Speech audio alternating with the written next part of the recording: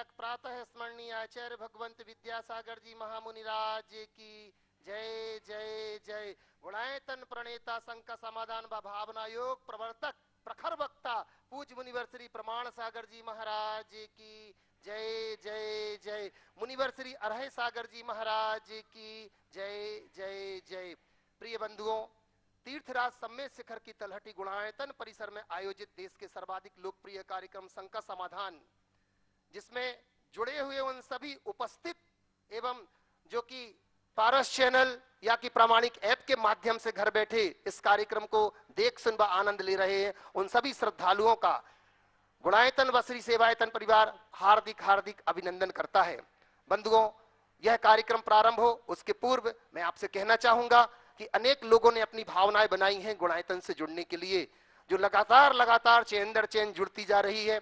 गुणायतन के इस कार्य को देख करके, यहाँ के निर्माण को देख करके लोगों की भावनाएं और बलवती होती जा रही हैं। और बंधुओं, यह निर्माण भी कैसा, जहां पूज्य मुनिवर श्री प्रमाण सागर जी महाराज साक्षात विराजमान है। बंधु, आप स्मरण करो, जब श्रवण बेलगोला की वह प्रतिमा, बाहुबली भगवान की प्रतिमा का निर्माण हो रहा था, तो उस समय वहां पर आचार्य नेमिचंद जी सिद्धांत चक्रवर्ती वहां पर उपस्थित थे बंधुओं, और उनके द्वारा वह प्रतिष्ठित की गई। तो आज वह प्रतिमा विश्व का 8वां अजूबा माना जाता है। बंधुओं, वो दिन दूर नहीं होगा जब 8वां अजूबा वो भगवान बाहुबली को माना जाता है, तो 9वें अजूबा के रूप में बंधुओं यह गुणायतन भी हम सबके बीच में जरूर आएगा। हमें बड़ी प्रसन्नता है कि जो लोग आज गुणायतन से जुड़े हुए हैं, अनेक लोगों ने अपनी स्वीकृतियां दी हैं। बंधुओं, निर्वाण निधि के रूप में जो गुणायतन से जुड़े हैं, मैं उन नामों का उल्लेख कर रहा हूं। वो अपने स्थान पर खड़े होकर के पूज्य मुनि श्री से आशीर्वाद जरूर लेंगे। हमारे बीच में श्रीमान श्रीपाल जी, अंकुर जी, आर्जव जी आयुषी जैन दिल्ली से, श्री राजेंद्र कुमार जी, श्रीमती प्रेमलता जी जैन भोपाल से, स्वर्गीय अनुपमा दोषी की स्मृति में कैलाश चंद जी, मोतीलाल जी दोषी नाते पोते से, और श्रीमती भगवती रामेश चंद जी जैन, श्रीमती अंजू जी राजेश जी जैन बेगमगंज से, श्री विनोद कुमार जी आदित्य जैन मोघा सहारनपुर से, श्रीमती तनु गोयला पुणे से, श्रीमती शिरोमणि जैन पुणे से, श्रीमती नीता प्रशांत गांधी मुंबई से, श्रीमती शांता बाई फूलचंद जी जैन औरंगाबाद से, नीताजी प्रमोद जी पाटनी औरंगाबाद से, श्री पंकज जी प्रियंका जी कोटा से, श्री भोज कुमार जी, नीलम जी जैन, अविरल जैन, अनुष्का जैन रावत भाटा से, और श्री रूपचंद जी, ललित कुमार जी जैन लालभाई, सुनीता जी जैन बूंदी से, श्री नरेंद्र कुमार जी जैन, श्रीमती संगीता जैन, अविनाश रिया, अभिषेक जैन अकल तरह से, श्री नेमिचंद जी जैन, श्री अजीत जी जैन दिल्ली से, और श्रीमती दर्शन माला जी जैन धर्मपत्नी मंगदू राम जी जैन सपरिवार तिजारा अलवर से, और श्रीमती सुषमा जैन, अंकिता जैन गंज बासौदा से।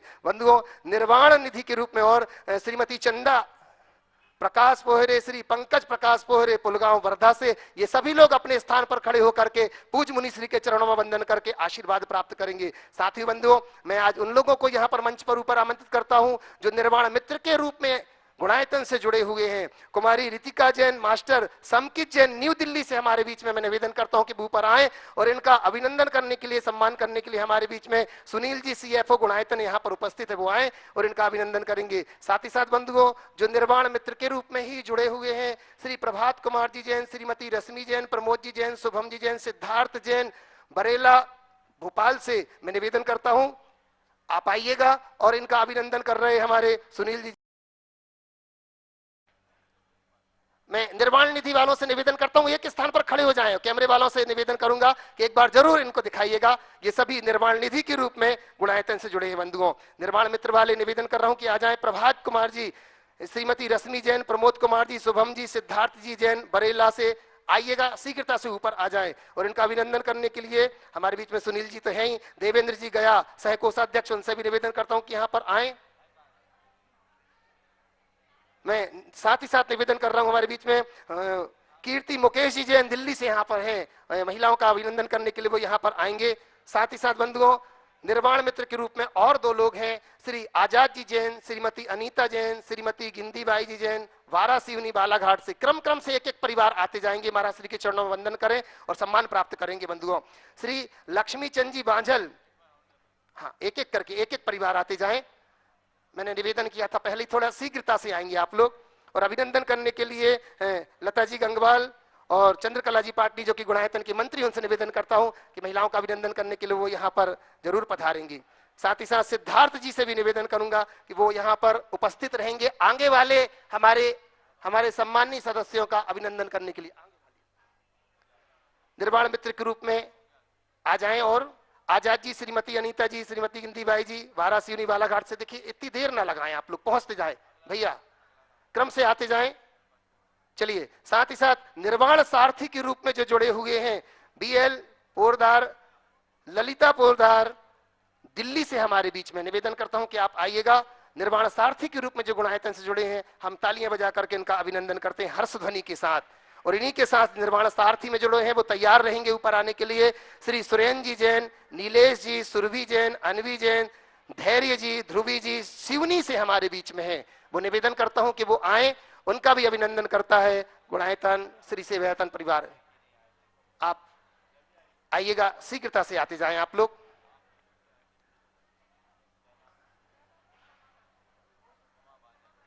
अनुपमा जी बांझल, अच्छा अनुपमा जी का परिवार यहां पर आ चुका है, आइएगा, आशीर्वाद लेंगे जे कि हमारे निर्वाण मित्र के रूप में जुड़े हैं। रावत भाटा परिवार आए जल्दी से, शीघ्रता से आशीर्वाद लेंगे। चलिए, और इसी के साथ साथ मैं सिद्धार्थ जी से निवेदन करता हूं कि आप आइएगा, इनका अभिनंदन करेंगे। सिद्धार्थ जी कपूर जी भी हमारे बीच में हैं, वो भी यहां पर उपस्थित रहेंगे इनका अभिनंदन करने के लिए। साथ ही साथ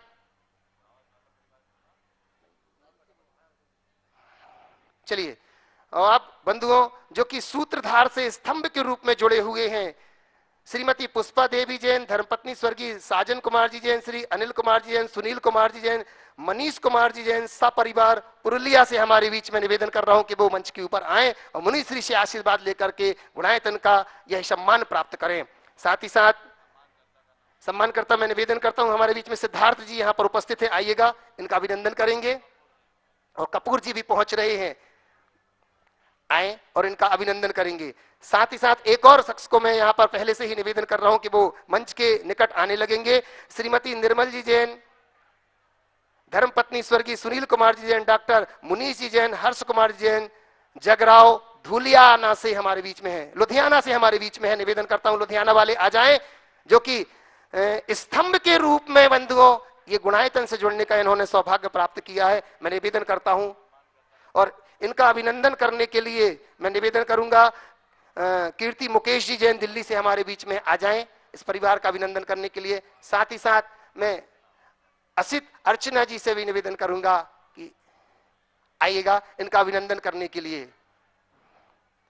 मैं पूनम भाभी जी से भी निवेदन करता हूं कि आप भी इनका अभिनंदन करने आए और जोरदार तालियां बजा करके बंधु इनका अभिनंदन करते हैं। साथ ही साथ बंधुओं जिन्होंने आज गुणायतन से जुड़ करके अपनी स्वीकृति दी है, श्रीमती श्री निर्मल जी, सुशील जी जैन सा परिवार, जगरावो लुधियाना पंजाब से, इन्होंने स्वर्ण दान दिया है बंधुओं, अपनी दोनों चूड़ियां समर्पित कर दी हैं, वो आए और मुनिश्री के चरणों में वंदन करके आशीर्वाद प्राप्त करें। निर्मल जी, सुशील जी जैन सा परिवार शीघ्रता से मंच के ऊपर आ जाएं और इन्हीं के साथ तैयार रहेंगे श्रीमती सरोज जी, अभय जी जैन सा परिवार, रेवाड़ी हरियाणा से, इन्होंने भी 2 स्वर्ण की चूड़ी जो है समर्पित कर दी है, आए। असित अर्चना जी आप इनका अभिनंदन करने के लिए यहां पर उपस्थित रहेंगे।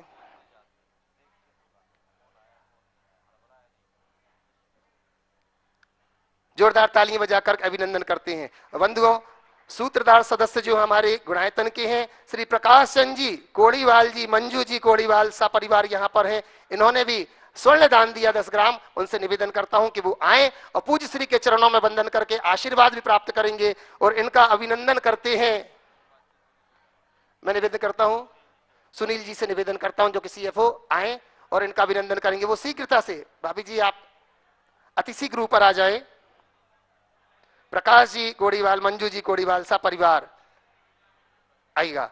और बंधुओं इसी के साथ अब मैं चलता हूं पूज्य श्री के चरणों में वंदन करके, सबसे पहले ऑनलाइन प्रश्नों के माध्यम से महाराज श्री के चरणों में वंदना करते हुए मैं आपको देता हूं। साथ ही साथ बंधु जब तक इनका सम्मान हो रहा है, मैं आपसे कहना चाहूंगा कि प्रतिदिन पूज्य मुनिश्री के मुखारबिंद से यहाँ पर शांति धारा होती है, बीजाक्षर मंत्रों के माध्यम से, रिद्धि मंत्रों के माध्यम से यहाँ पर प्रतिदिन शांति धारा होती है। आप शांति धारा में प्रातः काल लगभग 7:15 बजे यहाँ पर पहुंच जाइएगा बंधुओं, क्योंकि 7:30 बजे से शांति धारा प्रारंभ हो जाती है। तो आप यहाँ पर जरूर उपस्थित रहे, जो कि प्रतिदिन 8:30 बजे जिनवाणी चैनल के माध्यम से दिखाई जाती है। तो आप अपने परिवार के साथ यहाँ पर शांति धारा में शामिल हो सकते हैं। साथ ही साथ दोपहर को 1 बजे से बंधुओं गणधर वलय महामंडल विधान पूज्य श्री के आशीर्वाद से इसी जिनालय में गुणायतन परिसर में होता है, जिसमें आप अपने पूरे परिवार के साथ जुड़ करके उसमें आप सौभाग्यशाली हो सकते हैं पुण्यार्जक बनने का। मात्र 31,000 रुपए की राशि में आपको सौभाग्य मिलेगा। प्रतिदिन लोग जुड़ते जा रहे हैं, जिसमें आपके पूरे परिवार के 3 दिन के ठहरने की, भोजन की पूरी व्यवस्था और 1 दिन का पूरा विधान आपकी ओर से होगा। उसमें आप शामिल हो सकते हैं बंधुओं। तो लीजिए पूज्य श्री के चरणों में वंदन करते हुए प्रथम प्रश्न रख रहा हूं ऑनलाइन माध्यम से। महाराज श्री नितिन जी जैन यूपी से बिनौली बागपत से आपके चरणों में वंदन करते हुए कह रहे हैं, महाराज श्री किसी ने क्या खूब कहा है कि ये जिंदगी है जनाब, मां नहीं जो हर वक्त प्यार दे। तो महाराज श्री मेरी शंका यह है कि हम जिंदगी में ऐसा क्या करें कि जिंदगी मां की तरह ममतामयी बन जाए, समाधान कीजिएगा। बात बिल्कुल सही है। जिंदगी है जनाब, मां नहीं जो हर वक्त प्यार दे। फिर भी आप जिंदगी को मां की तरह ममतामयी बनाना चाहते हैं तो उसका एक ही उपाय है, जिंदगी में जो मिले उसे प्यार करना शुरू कर दो, जीवन कृतार्थ हो जाए। महाराज श्री आपके चरणों में वंदन कर रहे हैं जयचंद जी पाटनी, जय श्री पाटनी एलोरा से, और निवेदन कर रहे हैं महाराज श्री कि महाराज श्री व्यवहार में कौन सी चीज व्यवहार में अगर कोई चीज टूट जाने पर बहुत बुरा लगता है, फिर वो चाहे जिंदगी हो, उम्मीद हो या कि फिर भरोसा हो।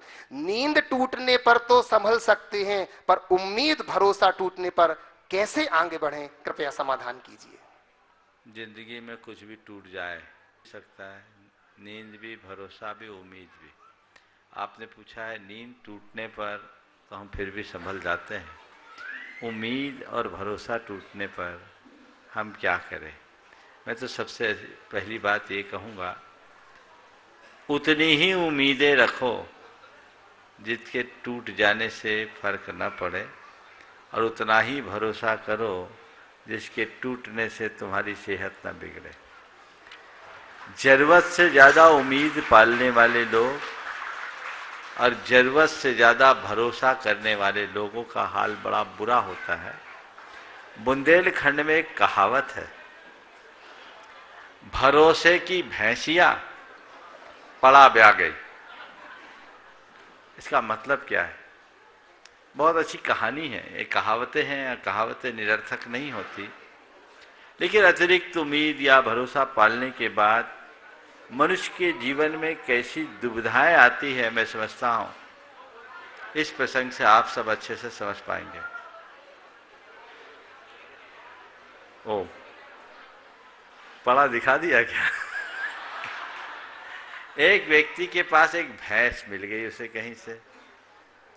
वो भैंस मिली तो फिर क्या हुआ, उसके साथ वो कल्पना करने लगा कि अब हम भैंस लाए, खरीद के ले आए, एक भैंस लाएंगे। अब भैंस लाएंगे तो भैंस गाभिन हुई तो उसने सोचा इससे पड़िया ब्याएगी, पड़िया ब्याए होगी तो पड़िया और बड़ी होगी, फिर उसके बच्चे होंगे, फिर उससे बच्चे से बच्चे होंगे, फिर उससे बच्चे से बच्चे होंगे, उससे बच्चे से बच्चे होते रहेंगे। और उस कैलकुलेशन के हिसाब से उसने कई जगह इन्वेस्टमेंट कर दिया। अब इन्वेस्टमेंट कर दिया, अब सब कुछ तो कर दिया, पैसे फंस दिए, लेकिन ओवर एस्टिमेटेड। बाद में जब भैंस ने बच्चा दिया तो पड़ा निकला, पड़िया नहीं, तो उसका सारा सपना टूट गया। तो एक कहावत है जो अपने लिए बहुत कुछ संदेश देती है। इसलिए खुद पर भरोसा रखो और खुद से उम्मीद करो, उसमें खरा उतरो, जो कभी नहीं टूटेगा। जो दूसरों पर भरोसा रखते हैं, जो दूसरों से ज्यादा उम्मीद करते हैं, उन्हें एक न एक दिन दुखी होना पड़ता है, इसलिए इससे बचना चाहिए। महाराज श्री मयंक जैन सुपुणे महाराष्ट्र से नमोस्तु निवेदित करते हुए पूछ रहे हैं कि आज के समय में टेलीविजन बहुत प्रचलन है, टेलीविजन का बहुत प्रचलन है और कई पीढ़ी इससे बहुत प्रभावित भी हैं। परिणाम यह है कि आज की पीढ़ी के नायक महापुरुष और भगवान न होकर के मात्र फिल्मी जगत के लोग और दुनिया की चमक धमक ही रह गई है। कई प्रयासों के बाद भी उनको समझाना और सही मार्ग दिखाना कठिन हो गया। हमारा श्री कृपया इस समस्या का आप समाधान करें, आप ही समाधान कर सकते हैं। टेलीविजन के विरोध में टेलीविजन पे बोलना पड़ रहा है। मैं समझता हूं किसी भी संसाधन में कोई बुराई नहीं है, बुराई है केवल उसके उपयोग में। आप घर में संसाधन रखिए, पर ये देखिए कि हमें क्या देखना है और क्या नहीं देखना।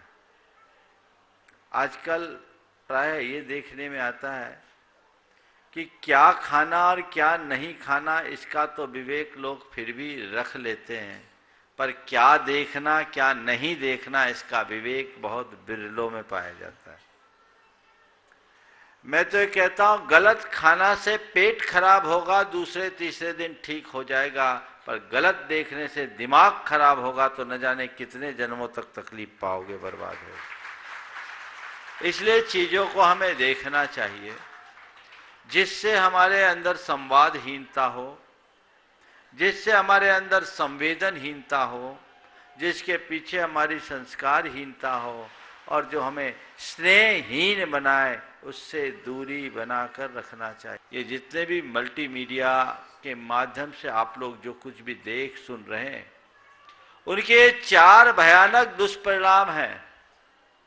सबसे पहला संवादहीनता, कम्युनिकेशन गैप। पहले घर में कुछ भी नहीं है, आदमी कितना भी व्यस्त है तो रोटी खाते समय 2-4 बातें हो जाती थी। अब तो खाना भी लोग टीवी के सामने खाते हैं, टीवी देखते देखते खाते हैं। घर वाले ने क्या बनाया, कैसा बनाया, उसका क्या स्वाद है, उससे कोई मतलब नहीं, मुंह में डाले जा रहे हैं और खाए जा रहे हैं, हूँ हाँ में जवाब दे रहे हैं, ध्यान कहीं है और कर कुछ रहे हैं, है ना। तो ये संवादहीनता अच्छी बात नहीं है। ऐसी संवादहीनता से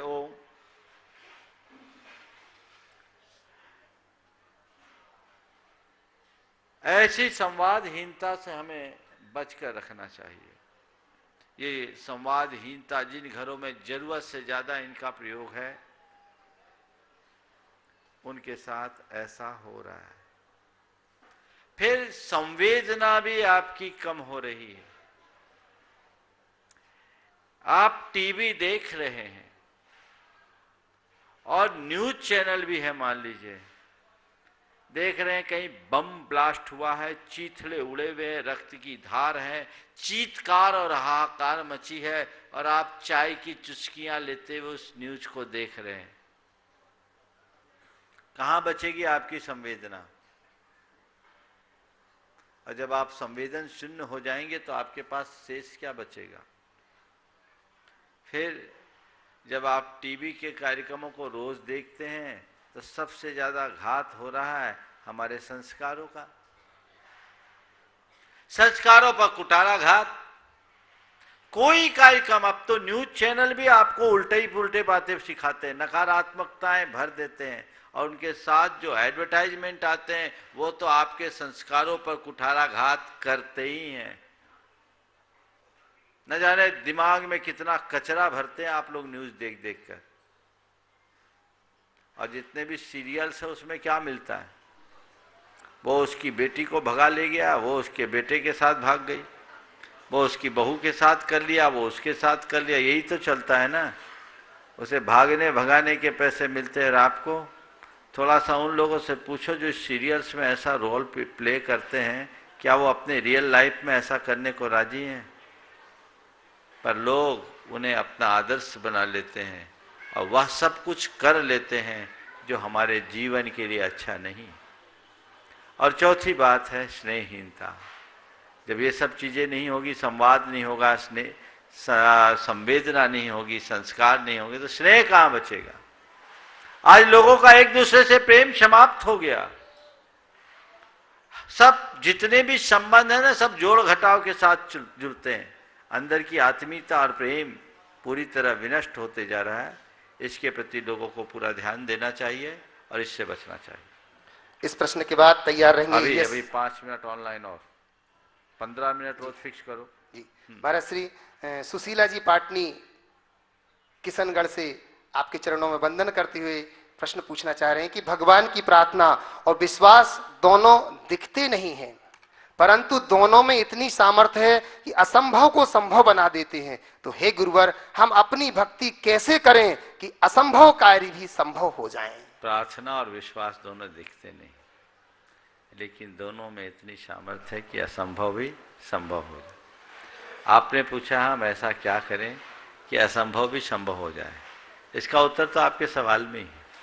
जब आपको पता है कि विश्वास और प्रार्थना से असंभव संभव होता है, तो आप विश्वास से भरकर प्रार्थना कीजिए, असंभव भी संभव अपने आप होने लगेगा। इन शब्दों पर विश्वास कीजिए। महाराज श्री नितिन जी ही कई दिनों से ये प्रश्न पड़ा हुआ है आपके चरणों में पूछने के लिए। कह रहे हैं महाराज श्री नमोस्तु नमोस्तु नमोस्तु कि महाराज श्री एक बार किसी ने श्री कृष्ण से पूछा कि वजन बढ़ जाए तो क्या करें?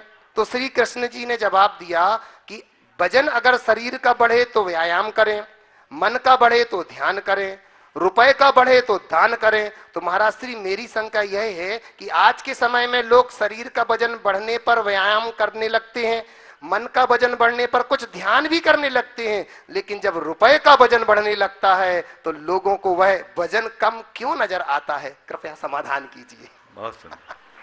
शरीर और मन के वजन को कम करने के लिए लोग सतर्क हैं, लेकिन रुपयों के वजन के प्रति लोगों का ध्यान कम है।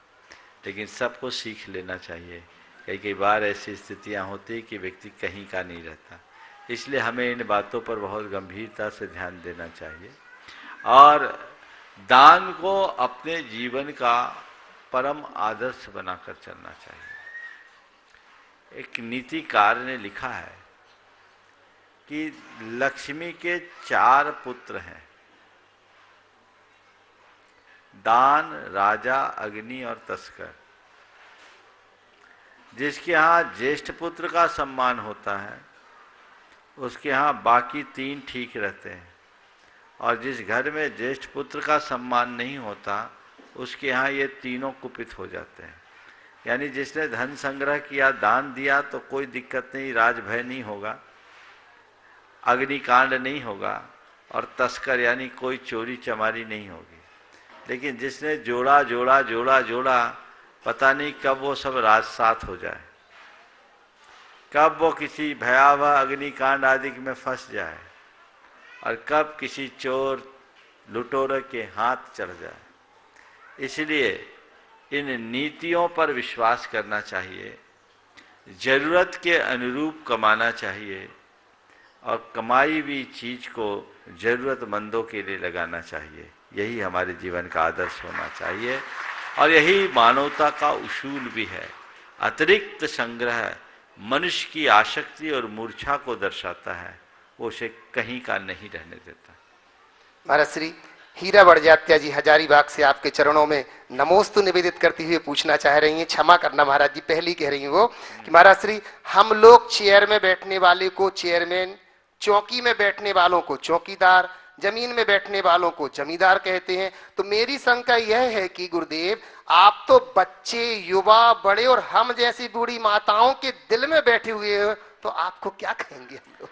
आप ही लगा लो, जिसमें 3 को आपने लगाया, जो दिल में बैठे उसको दिलदार बोल दो, और क्या है।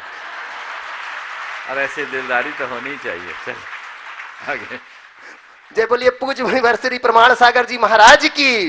एक अंतिम दिलदारी के साथ बोलो।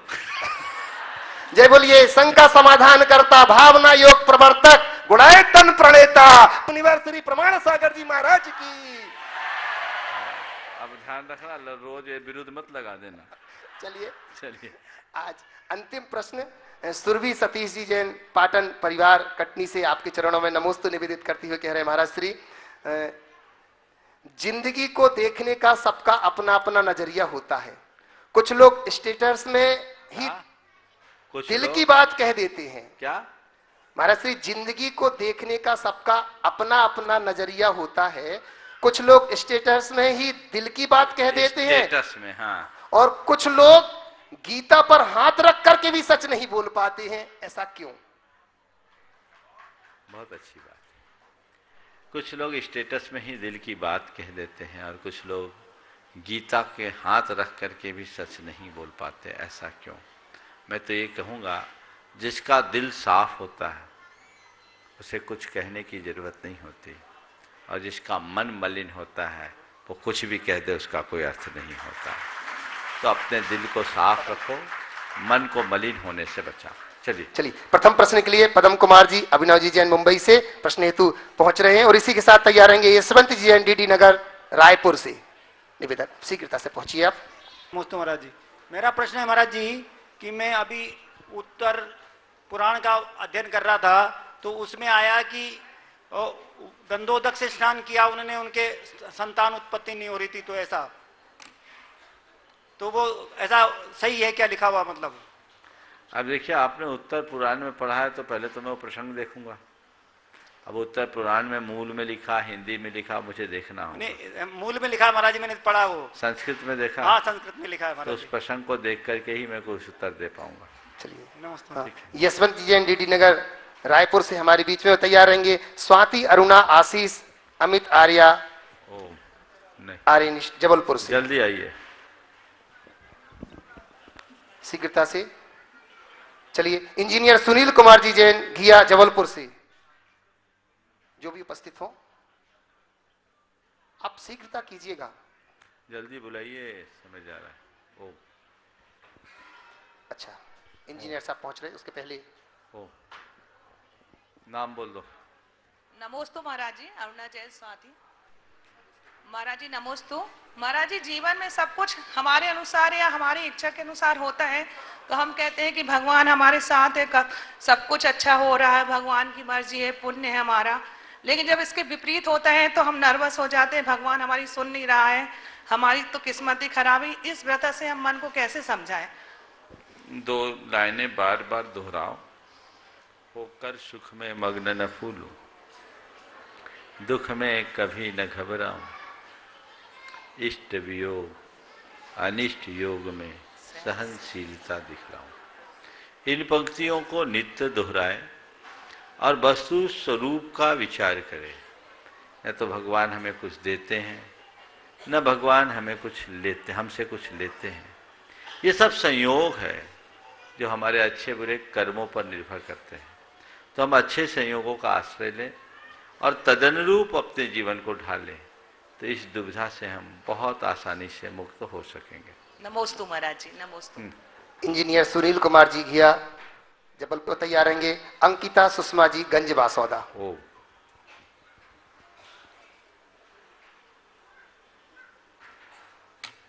बोलिए। शाश्वत तीर्थ में गुणायधन धरा पर साक्षात विराजमान मुनि श्री प्रमाण सागर जी महाराज और मुनि अरह सागर जी महाराज के पावन चरणों पर सुनील घिया चित्रा घिया जबलपुर एवं संस्कारधानी ग्रुप का सवाल कर लो भाई, बारंबार नमोस्तु हाँ। नमोस्तु नमोस्तु। हे गुरुवर, मेरा यह सवाल है कि विश्व में 14 से अधिक पिछी कमंडलधारी मुनि श्री है जो पूजनीय है, किंतु परम पूज गुरुवर आचार्य श्री विद्यासागर महाराज जी की एक झलक पाने के लिए हम सभी क्या विश्व के सभी जन आकुल व्याकुल हैं। ऐसा कौन सा जादू और सम्मोहन है, ये बताने की कृपा करें। मुझे नहीं मालूम, मैं केवल इतना गुरुवर जानता आपको हूं, मालूम है? मैं इतना जानता हूं, चांद एक है और नक्षत्र तारे अनेक हैं। जय जय गुरुदेव, जय जय गुरुदेव। और जो चांद है वो केवल चांद होता है, समझ गए? बस हाँ, इतना मानता हूं कि नक्षत्र और तारों के रहने से ही चांद की शोभा है। नमस्ते गुरु। अगर नक्षत्र तारे नहीं होंगे तो चांद का जो वैशिष्ट है वो कम हो जाएगा। इसलिए हम सबका गौरव है कि आज इस श्रमण परंपरा के आकाश में एक पूर्णिमा का चांद पूरे प्रताप के साथ खिला हुआ है, उगा हुआ है, हम सबको अपना प्रकाश दे रहा है। अंकिता सुषमा गंज बासौदा से और तैयार रहेंगे सुरेश सेठी संस्थापक सदस्य गुणायतन कोलकाता से। बोलिए। नमोस्तु महाराज जी, मेरा प्रश्न यह है कि यदि हम प्रतिमा स्थापित करवाना चाहते हैं तो क्या उसमें मेरी और मेरी माँ का नाम आ सकता है? और महाराज जी, हम जब भी कायोत्सर्ग करते हैं तो कभी कभी या तो वह 8 बार भी हो जाता है और कभी कभी वह 10 से 11 बार भी हो जाता है। उस समय हमें क्या करना चाहिए? देखिए, सबसे पहली बात तो प्रतिमा हम पधरा रहे हैं कि नाम लिखवा रहे हैं? नाम क्यों लिखवाना? हमें भगवान विराजमान करना। नहीं, भगवान ही विराजमान करवाना। सुनो तो, पहली बात कंसेप्ट क्लियर करो। हम नाम लिखवाने के लिए प्रतिमा नहीं विराजते, भगवान विराजने के लिए प्रतिमा रखते हैं। समझ गए? तो नाम तो एक केवल व्यवस्था के लिए, ताकि आने वाले दिनों में हमारी पट्टावली का बोध हो सके। समझ गए? पुराने समय में तो जिनके सानिध्य में प्रतिष्ठापित हुई उनका ही नाम होता था, दातारों का नाम तो बहुत न के बराबर होता था। अब नाम आता है तो मेरा भी नाम आ जाए, नाम आ जाए, नाम आ जाए। और हमने तो देखा कई लोग भगवान के पास जाते तो नाम ही पढ़ते हैं। भूल जाओ भगवान की मुझे तो एक पता है कि भगवान को विराजमान करते समय हो सकता है किसी का नाम उनकी पट्टी पर भले ना आए, पर जो भगवान को विराजता है वो सिद्धालय में अपना स्थान जरूर पा जाता है। तो भगवान के पवासन में स्थान मिले या न मिले, उस प्रशस्ति में विकल्प न करो। भगवान के शासन में स्थान मिल जाए, इससे बड़ी बात क्या होगी? समझ गए? इसलिए सारे विकल्प को यहीं छोड़ दो। हमारे अंदर जो भाव है वो हमने पूरा कर दिया, बाकी आयोजकों पर निर्भर। और दूसरा कायोत्सर्ग वाला समाधान दो। कायोत्सर्ग हमें 9 बार ही करना चाहिए, जागरूकता पूर्वक करना चाहिए। 8 बार हो रहा है इसका मतलब हम जागरूक नहीं है, और 11 बार हो रहा है यानी हम में अस्थिरता है। स्थिरता से करें। तो सुरेश जी सेठी कोलकाता से। महाराज जी, मैं ये कहना चाह रही थी कि अगर ऐसा होता है तो क्या करना चाहिए उस समय हमें? जहां विराजमान कर रहे हैं उनकी नीतियों के अनुरूप काम करना चाहिए। समझ गए? हमें तो भगवान विराजना है ना, तो भैया हमने तो अपना द्रव्य लगा दिया, मेरा जीवन कृतार्थ हो गया। समझ गए? इतना ही सोचना चाहिए। हाँ, तो पुरुष तो वंश तो है। चलिए सुरेश जी सेठी कोलकाता से संस्थापक सदस्य, और इसके बाद तैयार रहेंगे अनीता संजय जी पाटनी दमदम कोलकाता से। नमोस्तु महाराज। नमोस्तु महाराज। मैं महाराज से एक छोटा सा प्रश्न पूछना चाहता हूँ। नमोकार मंत्र अपने करते हैं, वह एकांत में एकल करते हैं और एक सामूहिक करते हैं। तो इसमें एकांत में एकल करने से और सामूहिक करने में, इसमें मतलब धर्म में क्या फर्क है? क्या इसमें शांति मिलती है? देखिए, बहुत अच्छी। कोई भी धर्म की क्रिया वैयक्तिक रूप से भी होती है और सामूहिक रूप से भी होती है। अब वैयक्तिक हो या सामूहिक, दोनों का प्रभाव सामने वाले की अभिरुचि के अनुरूप होता है। कई लोग ऐसे हैं जिनको अकेले में मन लगता है, कई लोग ऐसे हैं जिनको समूह में मन लगता है। तो जिनको अकेले में मन लगता है वो अकेले में आनंद ले सकता है, जिनको सामूहिक मन लगता है वो सामूहिक ले सकता है। ये तो एक सामान्य बात हुई। लेकिन व्यक्तिगत रूप से जब हम जाप करते हैं तो केवल मेरे जाप का असर होगा, पर वही जाप हजारों की संख्या में जब लोग एक साथ करेंगे तो हजारों के द्वारा उच्चारित मंत्र की तरंगे पूरे वातावरण को सुधारेगी। तो वो सामूहिक जाप के रूप में प्रभावी होता है। तो व्यक्तिगत साधना के लिए अकेले करो, पर किसी सामूहिक भावना से हम कर रहे हैं तो उसे सामूहिक रूप से करना चाहिए और उसका प्रभाव अच्छा। अनीता संजय जी पाटनी दमदम कोलकाता से, और इसके बाद तैयार रहेंगे राजकुमार जी, कमलेश जी, प्रमोद जी बरखेड़ा से, राजा राहुल पूरे परिवार के साथ एक साथ। महाराज श्री, एक छोटा सा क्वेश्चन में, मेरे दोनों बेटे आए हैं यहाँ हाँ, पे। बोलो बोलो। तो महाराज श्री, तो मुझे बेटों से पूछने दो ना, बेटों को दो पूछने। ये लोग मेरे से तर्क वितर्क कई बार करते हैं साइंस एंड धर्म को लेके। उन्हीं को बोलने दो। दो पूछो पूछो पूछो पूछो, डरो नहीं। जैसे मम्मी से पूछते हो वैसे मुझसे पूछो। दोनों आ जाओ। नमोस्तु। तुम भी आ जाओ। हाँ, नमोस्तु महाराज श्री। मेरा सवाल था कि विज्ञान और धर्म में क्या अंतर है? हाँ, बहुत सुंदर। विज्ञान और धर्म में क्या अंतर है? मैं इतनी बात कहूँगा, जो प्रयोग पर निर्णय ले उसका नाम विज्ञान, और जो अनुभव से बात करे उसका नाम धर्म। विज्ञान के प्रयोग रोज बदलते हैं, उनके निष्कर्ष बदलते हैं। डाल्टन के परमाणुवाद से लेकर बोसॉन तक, जिसने गॉड पार्टिकल खोजा, परमाणु के सिद्धांत में कितना परिवर्तन आ गया। ये प्रयोग जन था, पर धर्म अनुभव की बात करता है। हमारे धर्म ने परमाणु को अंतिम और अविभाज्य अंग माना है, जो अनादि से अनंत काल तक रहेगा। समझ गए? तो जो प्रयोग के ऊपर आगे की बात करे वह विज्ञान, और जो अनुभव को प्रमुखता देकर के चले वो धर्म। ठीक है, चलो। अनीता संजय जी पाटनी दमदम कोलकाता से तैयार रहेंगे। राजकुमार जी कमलेश जी, प्रमोद जी बरखेड़ा, राजा राहुल, पूरा परिवार एक साथ लखनऊ से। नमोस्तु गुरुवर। मेरा क्वेश्चन है, वो सीढ़ी मंदिर जाते हैं तो सीढ़ियों पर जो नाम लिखा हुआ रहता है तो उस पे चलने में थोड़ा सा लगता, पूरा यहाँ तो 20 पंक्ति में पूरा बढ़ती है, तो मंदिर कितना बार ऐसा होता है कि मंदिर नहीं जाएंगे, कैसे पाँव लगा के चले? बात बिल्कुल सही है, बहुत गंभीर है। मैं तो लोगों से कहता हूँ, अपना नाम क्यों लतवा रहे? अब जिन परिस्थितियों में लोगों ने दान दिया, क्षेत्र में आवक कम थी, तो एक जमाने में 500-500 रुपया देकर, 100-100, 200 रुपया देकर के लोगों ने नाम खुदवाया। और अभी क्या 2002 तक मैंने देखा, 2002-3 तक के, बल्कि 6 तक के खुदे हुए रखे। ये परंपराएं ठीक नहीं है। तो पहली बात तो इस तरह नाम खुदवाने के लिए पैसा कभी मत दो। दूसरी बात, वो अक्षर है।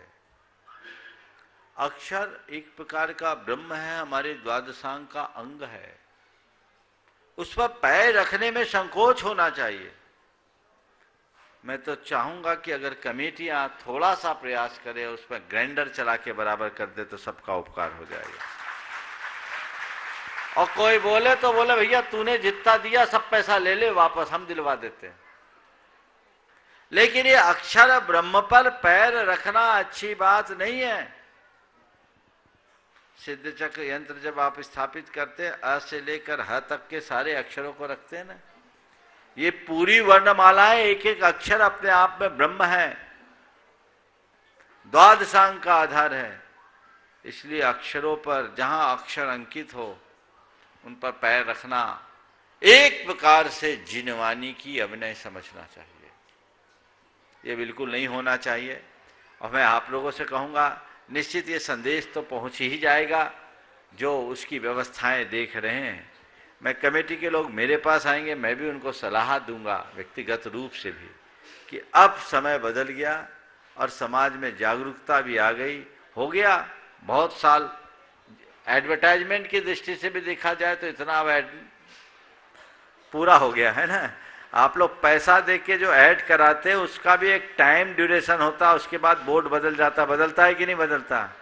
तो बदल दो, हटा दो सबको, ग्राइंडर चला दो, किसी को बोलने का कोई अधिकार नहीं है। जहां लोगों का पैर पड़े वहां ऐसा नहीं होना चाहिए। और जिनके खानदान का नाम लिखा वो भी कहते, भैया हम अपने बाप दादाओं के नाम को लतवाना नहीं चाहते, कृपा कर आप उसमें ग्राइंडर चढ़ा दीजिए, हमको कोई फर्क नहीं पड़ेगा। एक पढ़े लिखे सभ्य समाज का प्रमाण होगा।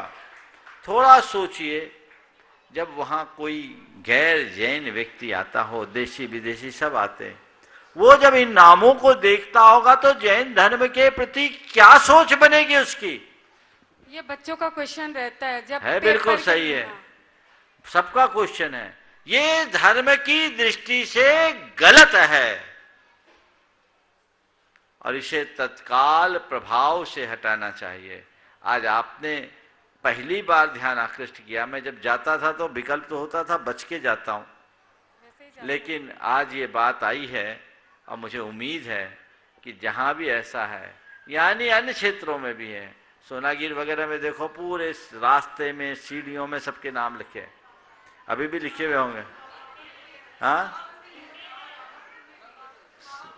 सीढ़ी पे नाम नहीं है, ऊपर पट्टी पे लिखे चलेगा। जहां पैर लगे वहां तो बिल्कुल नहीं होना चाहिए। जिन भी स्थानों पर है मैं पूरे देश भर के सभी तीर्थ क्षेत्रों, मंदिर कमेटियों के साथ जुड़े हुए लोगों से कहूंगा कि इस पर बहुत गंभीरता से ध्यान रखना चाहिए। इस असाधना में जिनके हाथ में उसकी प्रबंध व्यवस्था है वो भी जिम्मेदार हैं, क्योंकि आपने बनाया है, लोग पैर रख रहे हैं, उससे बचना चाहिए। चलिए, राजकुमार जी, कमलेश जी, प्रमोद जी, सुषमा जी, राजा राहुल, विशाल, स्वाति जी तैयार हैं। और इसके बाद तैयार रहेंगे महाराज श्री, देश से नहीं विदेश से भी लोग लगातार आपके चरणों में प्रश्न रखने के लिए आ रहे हैं, लगातार वो सुन रहे हैं। आज हमारे बीच में धर्मेंद्र जैन, प्रियंका पार्थ, नैरोबी, केनिया से हमारे बीच में वो प्रश्न लेकर के आ रहे हैं। महाराज श्री को त्रिवार नमोस्तु नमोस्तु नमोस्तु। महाराज श्री, मेरा प्रश्न है, जिस शरीर के साथ हम पैदा हुए उसके जिम्मेदार हम नहीं, परंतु जिस चरित्र, व्यक्तित्व, प्रभाव के साथ हम विदा होंगे उसके जिम्मेदार हम स्वयं होंगे। तो महाराज जी, हम अपने चरित्र और व्यक्तित्व में कैसे निखार लाएं? नमोस्तु। बहुत सुंदर सवाल। जिस शरीर के साथ हम जन्म लिए उसके जिम्मेदार हम नहीं, पर जिस चरित्र के साथ हम विदा होंगे उसके जिम्मेदार हम खुद हैं। अपने व्यक्तित्व और कृतित्व में निखार कैसे लाएं? अपने जीवन में छिपी संभावनाओं को पहचानें और उसे उद्घाटित करने का प्रयत्न करें। जन्म पाया, जीवन मिला, जीवन शैली में बदलाव लाएं। यदि हम अपने जीवन शैली में व्यापक बदलाव लाने में समर्थ होते हैं तो तय मान करके चलना, हम वह सब कुछ पा सकते हैं जिसके हम हकदार। धर्मेंद्र जी, प्रियंका जी, पारसी, नैरोबी, केनिया से, और तैयार रहेंगे सोनल जैन, खुरई से।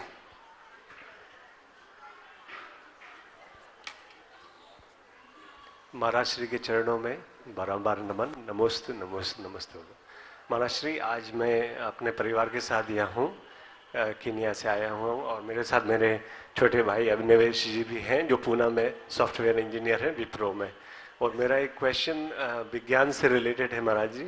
काफ़ी टाइम से आपकी एक पुस्तक है जैन धर्म और दर्शन, उसमें काफ़ी तथ्यपरक और जैन धर्म का जो रेलेवेंस है एक मॉडर्न साइंस के हिसाब से अच्छे से प्रस्तुत किया गया और काफ़ी उसमें जानकारी मिली। मेरा क्वेश्चन ये है महाराज श्री कि जो आज जो एडवांसमेंट हो रहा है साइंस में, साइंटिस्ट लोग दूसरे ग्रह में जीवन बसाने की बात कर रहे हैं, मंगल ग्रह तक पहुंच रहे हैं, और भी साइंस के एडवांसमेंट हुए, जैसे वर्चुअल रियलिटी है, ऑगमेंट रियलिटी है। तो अपने जैन धर्म के जो शास्त्र है उनमें क्या उल्लेख हुआ इन चीजों को, भविष्य में आने वाली टेक्नोलॉजी के बारे में? देखिए, वर्तमान की, अब तो साइंस ने टेक्नोलॉजी का युग आ गया साइंस के साथ। अगर हम अपने शास्त्रों को पढ़ते हैं तो सबसे पहली बात तो ये है कि हमारे पास जो वर्तमान के शास्त्र हैं बहुत थोड़े हैं। हमारे शास्त्रों का बहुभाग तो विनष्ट हो गया, जला दिया गया, भस्म कर दिया गया। थोड़े से शास्त्र हमारे बचे हैं, उनमें जो उपलब्ध सूचनाएं हैं वो बहुत सीमित हैं, पर कुछ संकेत हैं। जैसे आपने कहा दूसरे ग्रहों में बसने की बात, अगर हम इस बात को दूसरे अर्थ में देखते हैं तो हमारे यहाँ ये टेक्नोलॉजी पहले भी थी। दो उदाहरण आपको दूंगा जिसमें गंभीरता से विचार करने पर कई नई संभावनाएं प्रकट हो सकती। पहला, द्वारिका कहाँ बसी? द्वारिका कहाँ बसी? समुद्र के अंदर। समुद्र में बसी ना, तो बिना टेक्नोलॉजी के बसी क्या? जी महाराज, बोलिए। बिल्कुल सर। हम आज के टेक्नोलॉजी की इतनी दाद क्यों देते हैं? द्वारिका तो आज से लाखों वर्ष पहले बस गई, उसे हम क्यों भूलते हैं, है ना? बिल्कुल। इसी तरह पद्म पुराण में एक प्रसंग आता है कि राजा था नल कुबर, उसने अपनी नगरी जो बसाई वो बिल्कुल अलग बसाई। उसने चारों तरफ परकोटे बनाए और उसमें एक प्रकार का रडार सिस्टम था, उसका कोट अभेद्य था और कोई भी विमान जाए उस इलाके से तो कैच कर लेता, कोई जा ही नहीं सकता, उसको लांग नहीं सकता।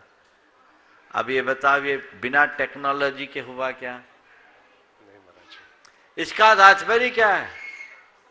हमारे यहां टेक्नोलॉजी थी और हमारे शास्त्रों में मनुष्यों में एक बड़ी प्रजाति थी जिसको हम विद्याधर कहते हैं। हम विद्याधरों को आज की भाषा में कहें तो सब टेक्नोलॉजी वाले थे, सब आईटी से जुड़े थे। विद्याधरों के पास टेक्नोलॉजी थी, वो विद्या के बल पर अपना काम किया करते थे। तो ये सूचनाएं हमारे शास्त्रों में है। चूंकि आज हमारे बहुत सारे शास्त्र नष्ट हो गए और हमारे आचार्यों ने जो जीवन के लिए मूलभूत प्रयोजनी था उस पर ज्यादा विस्तार दिया, जो आत्मा के कल्याण से संबद्ध था, वो जो आत्मा के कल्याण से संबद्ध था उस पर जोर दिया। जिसका आत्मा के कल्याण से कोई संबंध नहीं था उसे गौण कर दिया। इसलिए अगर उल्लेख नहीं है, इसका अर्थ ये नहीं कि जैन धर्म इसका निषेध करता है। बहुत सारी चीजें हैं जिसको जैन धर्म मानता भी है, हम उसको उस तरीके से खोज करें, समझे तो समझ सकते हैं। नमस्ते। सोनल जी परिवार के साथ खुरई से, और इसी के बाद निवेदन करूंगा कीर्ति मुकेश जी दिल्ली से।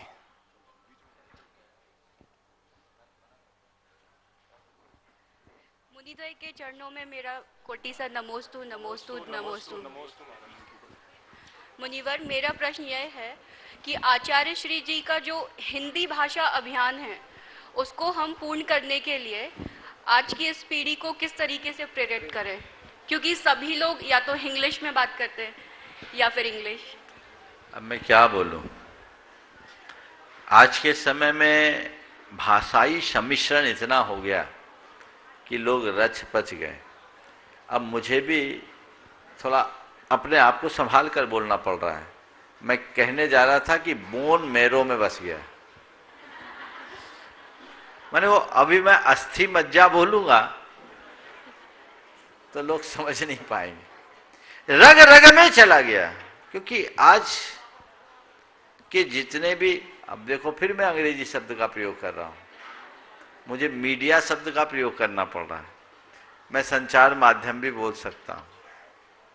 तो ये जो रचपच गया है, जो चीजें परोसी जा रही है, उसने हमारे चिंतन को बदल दिया और हमने उन सब भाषाओं को अपनाना शुरू कर दिया, उन शब्दों को अपनाना शुरू कर दिया और उसमें मूल में ही भूल होने लगी है।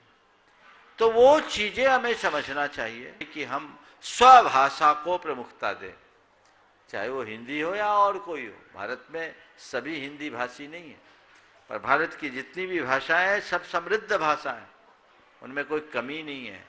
तो हम स्वभाषा को बढ़ावा दें, ये सोच होनी चाहिए और उसकी सबसे पहली शुरुआत हस्ताक्षर से करना चाहिए, सिग्नेचर बंद करना चाहिए। आप हस्ताक्षर करना शुरू कीजिए, सिग्नेचर करना बंद कीजिए, गुरुदेव का पहला संदेश था। पर भाषा में संस्कृति का प्रवाह होता है, इस बात को हमें ध्यान में रखना चाहिए और जिसके हृदय में संस्कृति से लगाव होता है वही भाषा को ठीक तरीके से अपना सकता है। महाराज जी, छोटे बच्चों के लिए आप क्या संदेश देना चाहेंगे? हम उनको कैसे प्रेरित करें कि घर से ही कुछ हम लोग ऐसा? सबसे पहली बात, भाषा के संदर्भ में मैं कहूंगा कि बच्चों से आप हिंदी में बात करना शुरू करो। बिल्कुल। आजकल की माताएं कहती महाराज का लेग टच करो,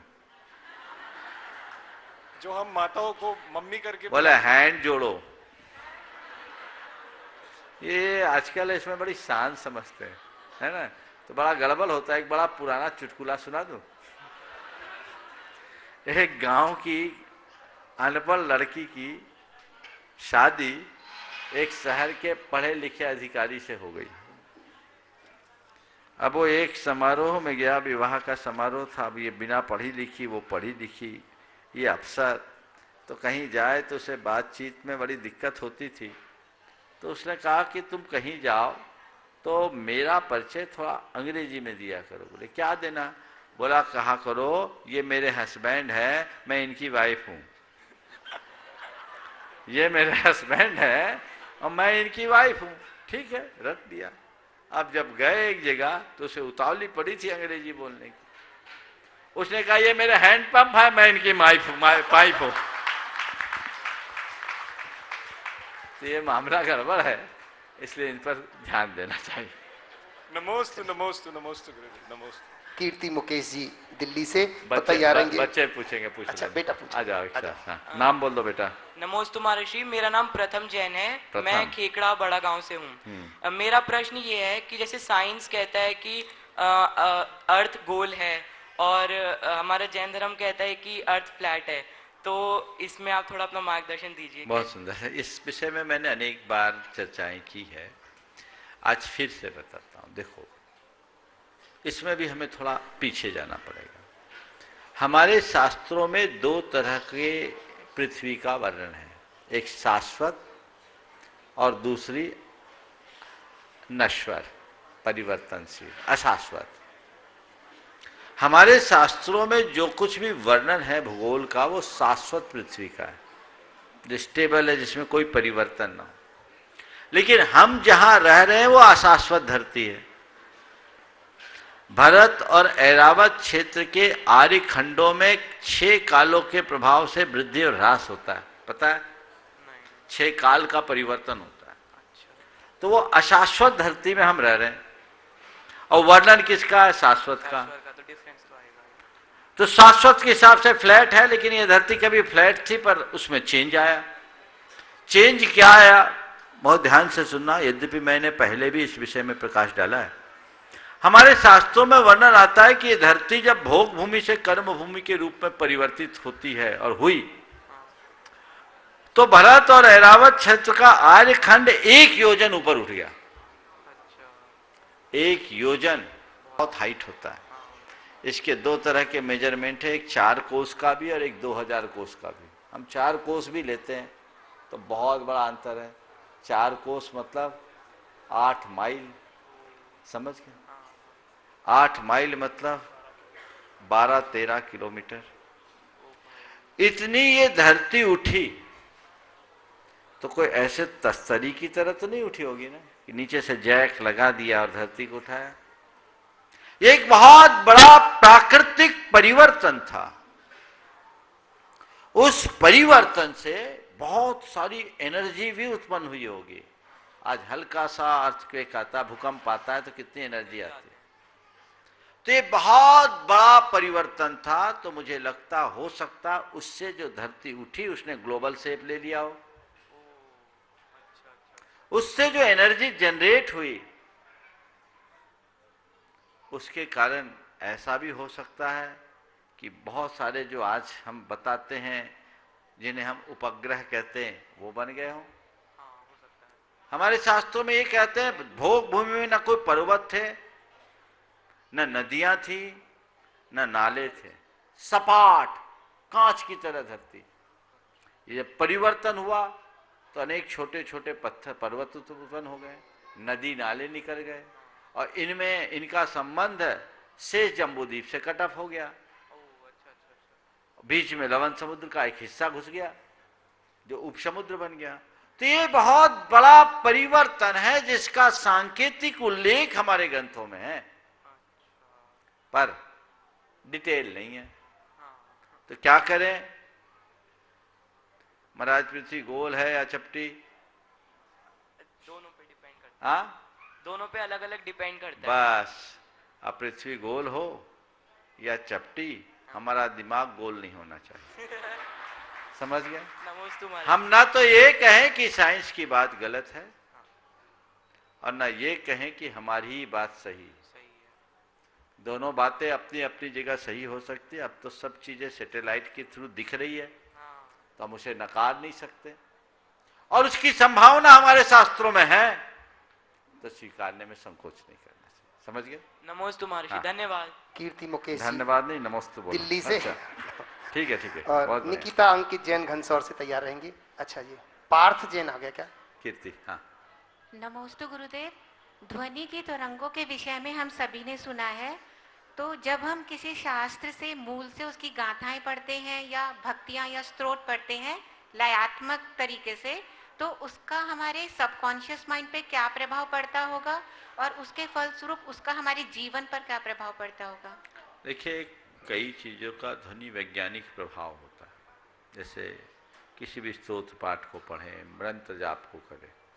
भक्तामर स्तोत्र को एक उदाहरण के लिए ले, आप हिंदी का स्तोत्र पढ़ें, उसका अलग असर है, वो एक स्तुति है। लेकिन भक्तामर के जो मूल को आप पढ़ेंगे तो एक मंत्र के उच्चारण जैसा है, तो उसका प्रभाव हमारे तन मन पर बहुत गहरा पड़ता है।